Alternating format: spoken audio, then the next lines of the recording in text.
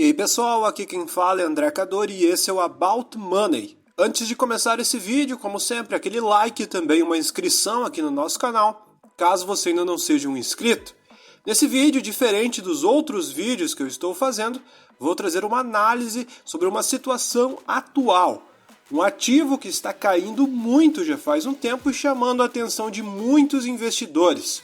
Ainda mais por ser um ativo de qualidade que está caindo muito. Eu falo do Banco do Brasil, o BBAS3, que por coincidência é uma das maiores posições dos maiores investidores do Brasil.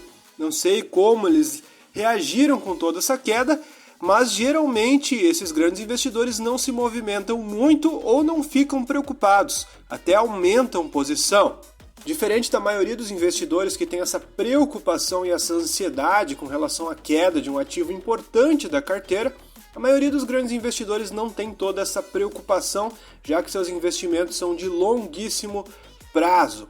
E eles não estão muito preocupados com grandes movimentações, ao contrário, geralmente o Banco do Brasil é um excelente ativo para quem busca dividendos e se trata de mais uma oportunidade de comprar ações baratas do Banco do Brasil, ou seja, ter uma quantidade maior de posição, mais ações acumuladas, para como consequência ganhar mais dividendos, o chamado Yield on Cost, ou seja, o yield se baseia no pagamento que você teve nessas ações. Então, se você acumular muitas ações a um preço muito mais barato, o pagamento será muito mais alto no futuro. E como a maioria dos investidores de longo prazo não estão preocupados com o próximo trimestre ou o trimestre seguinte, e sim com os diversos trimestres que terão pela frente, as diversas distribuições de dividendos que terá pela frente, eles não se preocupam tanto em analisar as ações, se vai cair amanhã, se vai cair mais ou se vai voltar a subir. Esse tipo de preocupação não está muito envolvida para investidores de longo prazo. Se você tem esse perfil, certamente Banco do Brasil se tornou uma excelente oportunidade. Porém, ela pode ser uma armadilha se você tem um outro perfil de investidor. O mesmo aconteceu com a Cosan tempos atrás. A Cosan custava em torno de 26, depois caiu para R$20, e quando estava na faixa dos 16, 14 reais, eu lembro que diversos sites, diversos influenciadores que gostam de ações de dividendos começaram a falar sobre a ação, não recomendando, mas falando que estavam comprando, enfim, trazendo os benefícios de se investir na Cosan. O que aconteceu foi que a Cosan acabou caindo muito mais depois, meio que dividindo por 2 novamente. Então, muito cuidado quando você vê um ativo que todo mundo está falando como oportunidade, que todo mundo está muito contente com aquela ação. Às vezes é interessante aumentar a posição, mas você tem que ter certa cautela e fazer movimentos muito bem pensados. Cosan, por exemplo, quando estava custando 14, 13 reais e todos estavam dizendo que estava muito barata, olhando pelo retrovisor, olhando os fundamentos que a gente tem acesso aos meses e os trimestres anteriores, de fato os números estavam interessantíssimos. Só que daí para frente, depois de toda essa queda, os números começaram a piorar. Ou seja, ao invés dos números melhorarem e a cotação voltar a subir, a cotação seguiu caindo porque a gente percebeu que a piora veio antecipada, ou seja, as ações despencaram de preço antes mesmo dos resultados negativos aparecerem. Então a gente tem que ter muito cuidado porque o mesmo pode estar acontecendo com o Banco do Brasil. Ou seja, a gente está empolgado com os fundamentos atuais, os indicadores fundamentalistas atuais, só que a gente tem que levar em consideração que são números passados, trimestres passados. Isso pode não se replicar de maneira consistente no futuro. Portanto, esse tipo de análise requer muito cuidado porque a gente nunca vai ter certeza absoluta do futuro e dos resultados de uma empresa, por mais previsível que seja o retorno de alguns bancos, por exemplo. Um exemplo foi o próprio Bradesco, tempos atrás, onde ele despencou ali por 2022 devido a um trimestre que não agradou o mercado. E ele ficou empacado durante muito e muito tempo. Então, as pessoas que compraram empolgadas com toda essa queda de maneira muito imediata, acabaram tendo que segurar o ativo caindo muito mais na carteira durante muito tempo. Então, se você não tiver a paciência necessária para aproveitar esses momentos e realizar compras constantes enquanto o ativo está lateral ou caindo, é recomendável que você não se empolgue muito com o Banco do Brasil ou não caia fundo no ativo. Então, investir ou não investir vai depender muito do seu perfil e da sua paciência como investidor. O grupo AGF das ações Garantem o Futuro, que promovem o estilo de investimento do mega investidor Luiz Barsi Filho, baseado em dividendos, certamente está muito empolgado com as ações do Banco do Brasil, até porque é uma queridinha da carteira deles há muito e muito tempo. Mas a gente também tem que ter cuidado, porque algumas ações que eles falaram no passado, como a Cosan, por exemplo, para quem não tem muita paciência, certamente está um pouco impaciente com o movimento da Cosan atual. Ela piorou muito os seus fundamentos de lá para cá. Então, muito cuidado com as recomendações ou com os investimentos que outros grandes investidores estão fazendo, porque o perfil deles pode estar desalinhado do seu perfil, ou eles podem até estar equivocados, já que ninguém sabe o que vai acontecer no futuro. Então, eu teria um pouco mais de cautela. Eu, particularmente, não estou realizando investimentos no Banco do Brasil, porém, é um ativo que eu estava totalmente desligado, não estava nem prestando atenção, mas agora o sinal alerta ficou ativado e agora eu comecei a analisar mais a fundo. Posso realizar sim movimentos, mas movimentos muito estratégicos e com muita calma, sem fazer nenhum tipo de movimento muito pesado de uma vez só. Movimentos muito precipitados em uma ação podem trazer grande perigo para o investidor, ainda mais se ele reduzir demais as suas reservas de oportunidade ou de emergência, nos piores casos. Eu vou trazer uns cortes aqui do Grupo AGF, de alguns integrantes do Grupo AGF, trazendo informações sobre o Banco do Brasil e eles dando a sua opinião sobre o ativo nesse momento de extrema desvalorização, onde todos estão falando de Banco do Brasil. Então vamos lá. Vamos começar pelo Banco do Brasil. De uma forma geral, a gente teve os resultados dos bancos que vieram bons, de forma geral foram números sólidos, e a gente teve uma surpresa positiva e uma surpresa negativa. A positiva foi o Bradesco, o mercado recebeu muito bem os números, apesar de que a inadimplência acima de 90 dias do Bradesco ficou em 4,1%. Né? Por quê? Porque lá atrás estava 5%, quer dizer, eles estão conseguindo se recuperar e a mensagem deles é: pessoal, tenham calma, não é estalar de dedo, mas daqui 1 ano, 2 anos, a gente vai buscar um patamar aceitável. Por exemplo, o Itaú esse indicador foi 2,3%. Né? O Itaú foi o banco com o melhor resultado em todos os aspectos, né? Menos no quesito distribuição de dividendo payout. Mas vamos lá. E o ponto negativo ficou com o Banco do Brasil, que a partir do primeiro trimestre, os bancos foram obrigados a se ajustar àquela regulação do Conselho Monetário Nacional, que é o 4966. E todos os bancos têm que se ajustar a isso, mas o Banco do Brasil, por ter uma exposição no agronegócio, a coisa é muito diferente para ele, né? O financiamento para a agricultura, eles são feitos em etapas. Você tem a época da safra, os produtores já estavam machucados lá atrás, com seca, no Rio Grande do Sul, enchente, quer dizer, o pessoal já vinha machucado, né? E uma surpresa que surgiu começou no final do ano passado, no quarto trimestre, que foi um fato até inédito, né? Se criou uma fábrica de recuperação judicial para o setor agronegócio, principalmente aquela região Goiás, Mato Grosso do Sul, onde o Banco do Brasil tem uma exposição muito grande,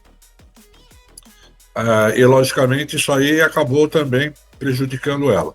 Mas vamos lá, essa 4966, que é mais ou menos o seguinte: você tem o IFRS 9, que é a legislação utilizada lá fora. O Conselho Monetário Nacional quer que os nossos balanços eles sejam aceitáveis junto aos do exterior, para você fazer comparação, para todos poderem fazer comparação. Então, onde pegou? Pegou, por exemplo, no Banco do Brasil, a margem financeira, que ela cai, porque pelo critério novo, ela não pode contabilizar trimestral, ela tem que jogar para o final. Então, só da margem financeira foi 1 bilhão e já foi lá para o final do contrato, né? Então, isso já pegou. Ela teve um lucro líquido de 7,4 bi, não foi um lucro ruim, tá? 7,4 bi, não foi um lucro ruim, mas ele ficou aquém do que o mercado esperava, com certeza, do seu potencial, né? E pegou essa parte de inadimplência, acima de 90 dias, do Banco do Brasil, ficou em 3,9%, tá?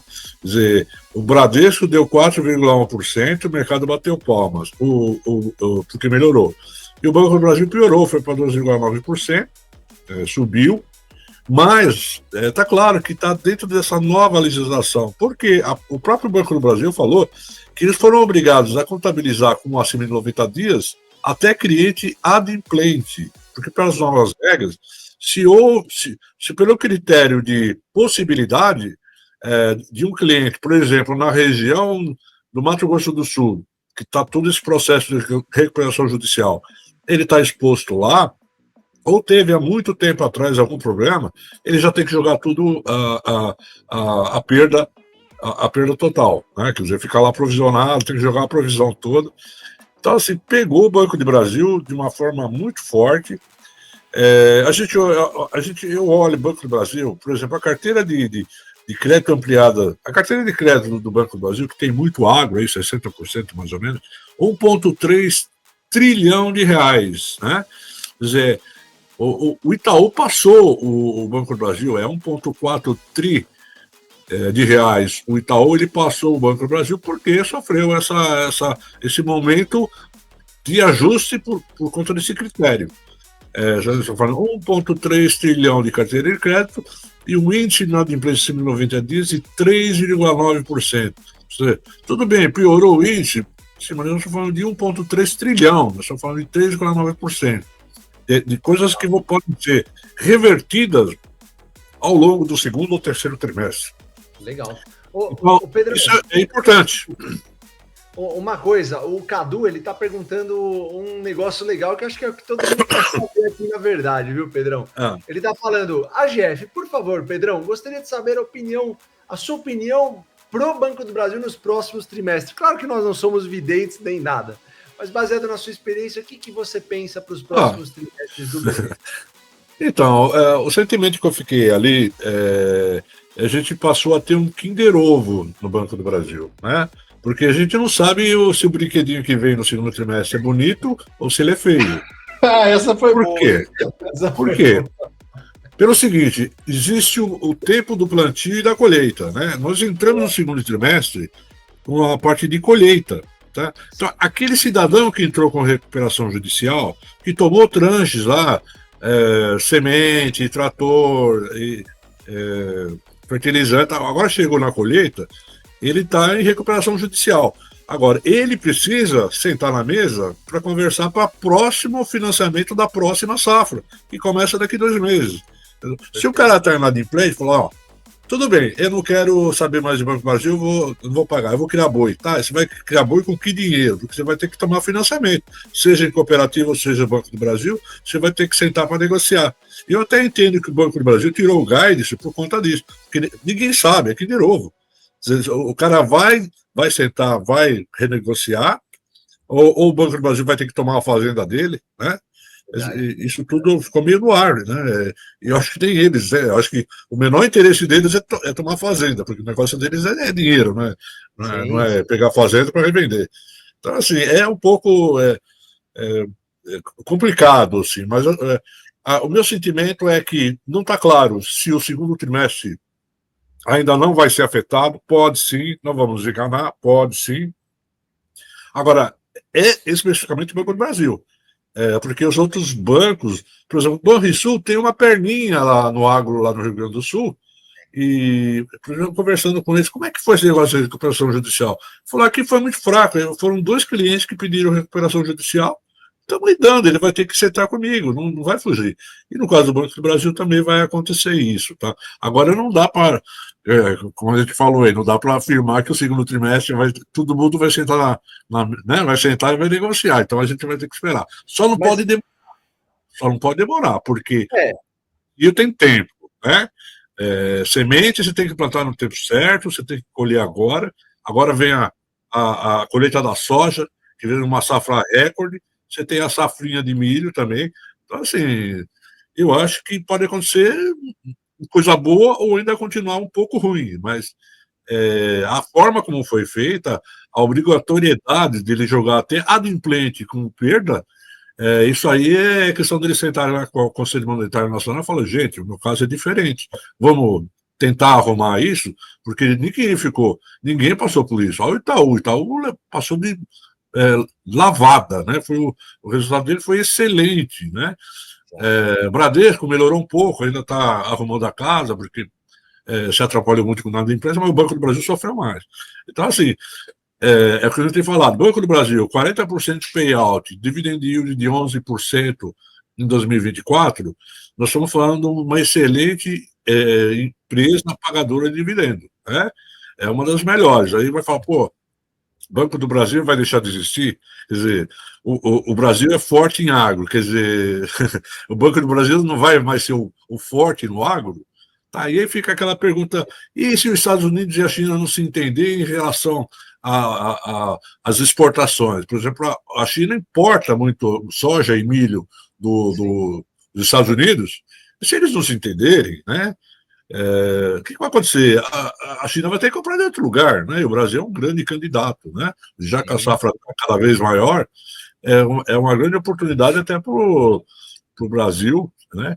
E até esses, né, o pessoal do agro se dá bem, né? Sim, uma coisa que você está falando que eu acho que é música nos ouvidos de quem é investidor de longo prazo, né, Pedrão? Quem investe com o olho em longo prazo, né, a gente acaba sabendo que isso se trata de uma foto, mas não de um filme, né? O filme do Banco do Brasil acaba sendo muito bom quando você pega uma periodicidade aí de 10, 20 anos. Então, geralmente esses momentos se traduzem num bons momentos para você se achar um bom setor para investir, para colocar dentro da carteira. Eu acho que isso é muito, muito bacana. Pessoal,